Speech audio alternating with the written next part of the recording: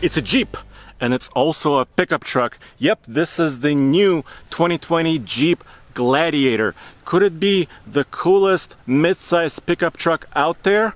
Or actually, could it be just the coolest truck of them all? In this video, I'm gonna show you this truck on an off-road course here in California. I'm gonna give you all the specs and show you all the high-tech features of this Gladiator Rubicon.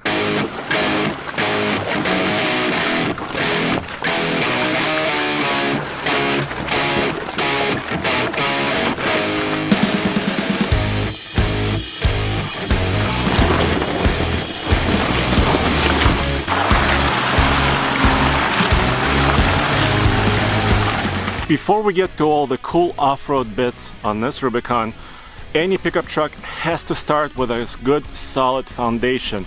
And the Gladiator starts with what Jeep calls an all-new frame. The wheelbase is actually 19 inches longer than a four-door JL Jeep Wrangler. It's also 10 inches longer than a short bed crew cab Toyota Tacoma. So this is a one long truck, but the frame's been designed specifically for it. The Gladiator is still a mid-sized truck as far as width and overall length is concerned, but it's getting quite long indeed. This episode is brought to you guys by our friends at Max Leverage. It's a tool that gives you additional leverage for the tough job. And here we are working late once again on our gooseneck trailer. We need to switch this neck out. The tool comes in several different sizes. Here I have a 24-inch extension, which is pretty big. You can have a 30-degree angle like this, or you can mount it this way where it's more of a straight application. It just depends on your access point.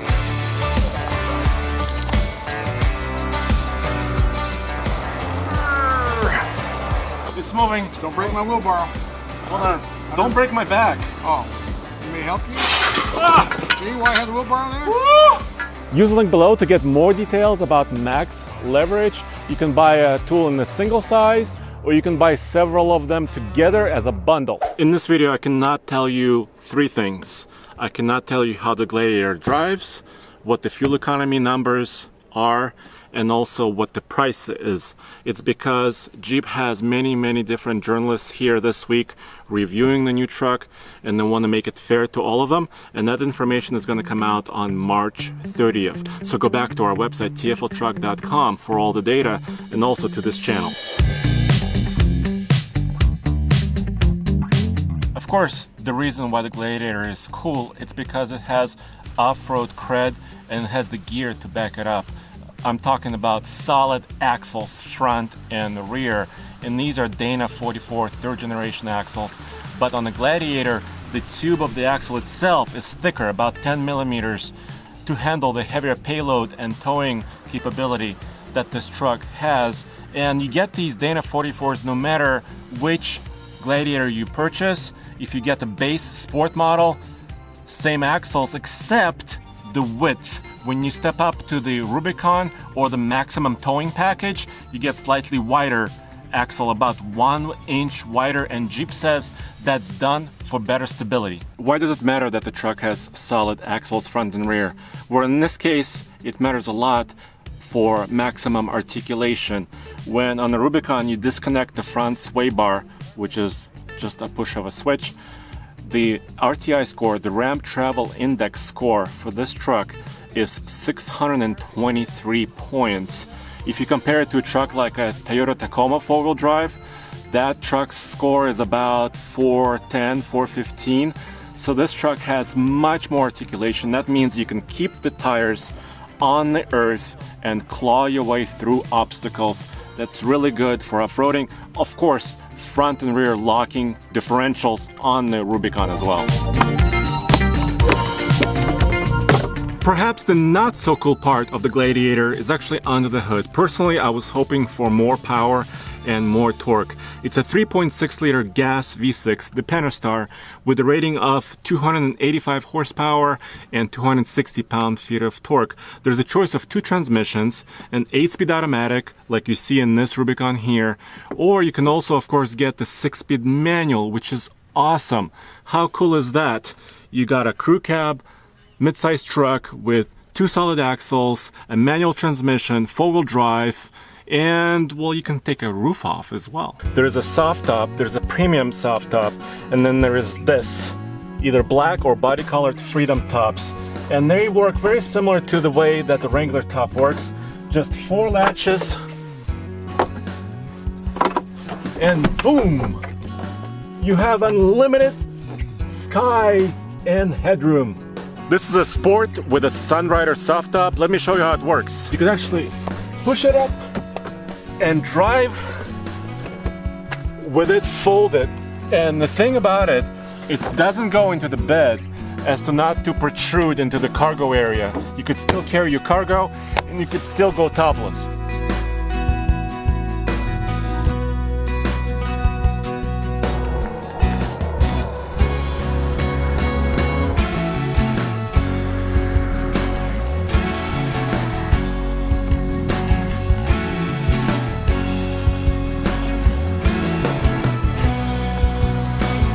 Any off-road vehicle needs to have a good crawl ratio for slow speed off-roading, and this truck has it. If you get this 8-speed automatic, like in this Rubicon, the crawl ratio is 77:1, and that is with a 4:1 low range transfer case. If you get the manual though, your crawl ratio improves to 84:1, and that's best in class. If you're off-roading, you gotta have good lights, and the Gladiator has these optional LED headlights, just like the JL Wrangler. But more importantly, the Gladiator will also benefit from all the aftermarket support, including Mopar performance parts, additional lights, really cool bumpers. Of course, you can add a winch to this truck, and that's a good thing. For off-roading, you gotta have good approach, good departure angle, good breakover, and great ground clearance. The Gladiator delivers on almost all of this. Let me just give you the specs right now. Class leading 43.4 degrees of approach. Class tying best 26 degree of departure. The not so good part is actually the breakover, because this truck has a long wheelbase. The breakover angle is 20.3 degrees. A lot of the competitors do better than that, but 11.1 inches of ground clearance is still really great clearance on this Rubicon Gladiator, and that includes skid plates underneath for protection.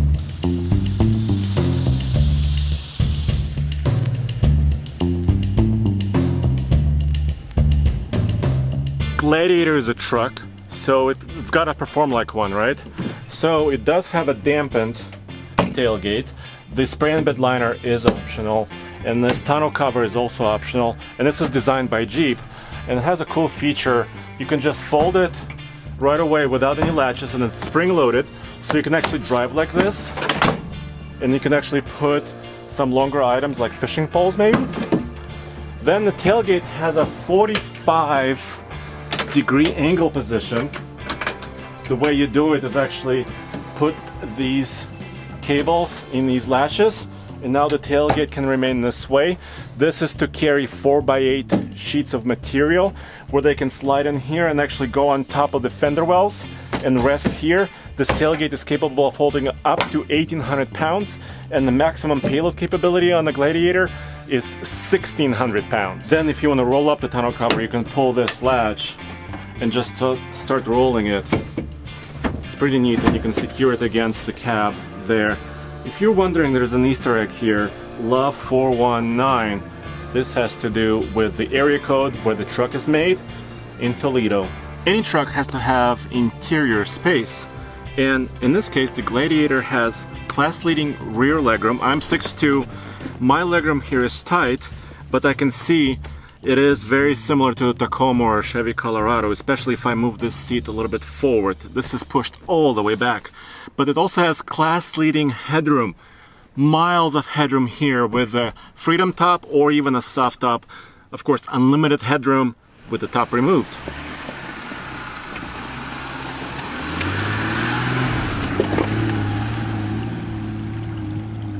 The Gladiator has several really cool tech features. First is the front-facing camera, which is of course optional. You can select it here through this 8.4-inch infotainment screen, and it will actually show you virtual guidelines where your tires are going. It is a single camera, so it kind of flattens your view a little bit, but it's a very cool feature, very similar to the one in the new 2019 Ram Power Wagon. And cool thing is, you could wash it. We've been going through a lot of mud today, and washing it is really cool. Of course, you have a rear camera with guidelines. You can zoom in. If you're towing the trailer or backing up, it's very useful. Then, there is off-road pages. I like this because it shows you the current status of the truck. You can see which lockers are enabled, your pitch and roll. All information is available. You could always hit trail cam for the front camera, and you can use it at slow speeds right here. Yes, you could always disconnect your front sway bar just like on the Wrangler, but there's a new Off-Road Plus mode. There's two settings to this. In 4 high, it goes into what Jeep calls sand mode, and it basically relaxes your traction control system and your stability systems to give you a little bit more wheel spin to get you out of loose surface situations. But when later you go into 4 low, the Off-Road Plus mode goes into what they call rock mode, which also adjusts your transmission settings, your traction control systems, really helps you at slow speed. Another thing that helps you at slow speed in 4 low is what Jeep calls select speed or selectable speed. It's basically their version of the crawl control system. It works from 1 to 5 miles per hour only in 4 low. And you can control its speed with a shifter. You can go up and down to control its speed. When you look at the front of the Gladiator, indeed, it looks like a Wrangler. In fact, all these parts are shared except for the grille inserts. They allow more air to come in to the radiator for better cooling, to allow for higher towing capability of up to 7,650 pounds. And there is also a higher capacity cooling fan, electric fan, inside on the Gladiator to help things cool.